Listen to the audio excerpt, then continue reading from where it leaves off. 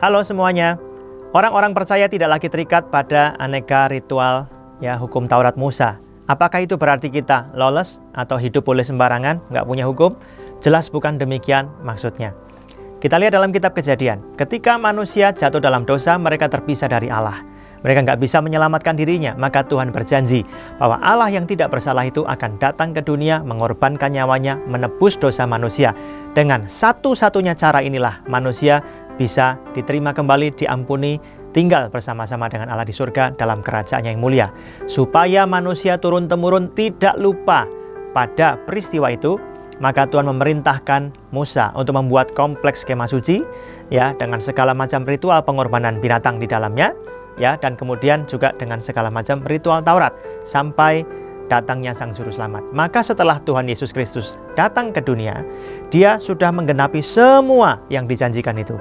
Maka semua ritual-ritual ini tadi sudah selesai masa berlakunya. Tapi apakah manusia hidupnya tidak punya hukum? Jelas tidak. Tuhan mengembalikan manusia kepada esensi Taurat yang sesungguhnya. Efesus 2:15 berkata seperti ini. Sebab dengan matinya sebagai manusia, ia telah membatalkan hukum Taurat dengan segala perintah dan ketentuannya, untuk menciptakan keduanya menjadi satu manusia baru di dalam dirinya, dan dengan itu mengadakan damai sejahtera. Tuhan Yesus mengembalikan manusia pada esensi yang sesungguhnya. Contohnya begini Tuhan sudah menyimpulkan hukum Taurat itu esensinya adalah kasihilah Tuhan Allahmu dengan segenap hatimu, akal budimu, kekuatanmu. Dan yang kedua, kasihi sesamamu manusia seperti dirimu sendiri. Kalau pada zaman Musa, mereka dikasih perintah, jangan membunuh, jangan berzinah, itu kan detailnya. Nah, kita dikembalikan pada esensinya. Kalau kita mengasihi Tuhan, apakah kita akan membunuh manusia ciptaan Tuhan? Jelas tidak. Kalau kita mengasihi manusia, bolehkah kita menyakiti mereka? Kalau kita mengasihi dan menghormati sesama manusia, atau mengasihi dan menghormati Tuhan, akankah kita berzinah? Akankah kita mencuri?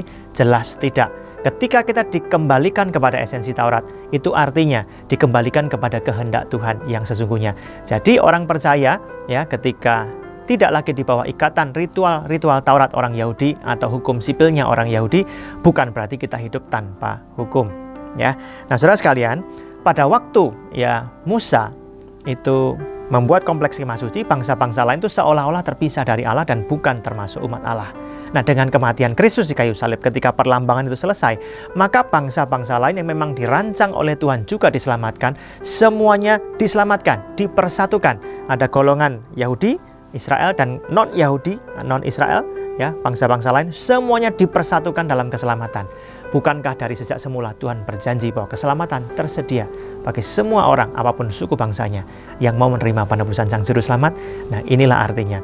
Saudara sekalian, kalau hari-hari ini kita hidup di bawah esensi Taurat, kasih Tuhan, kasihi sesama manusia, itu harusnya membuat kita sadar bahwa kita nggak boleh menyakiti hati Tuhan, nggak boleh menyakiti orang lain. Maka dalam setiap perkataan, keputusan, tindakan yang kita buat, mari kita lakukan dengan dasar kita cinta dan menghormati Tuhan, mengasihi sesama kita.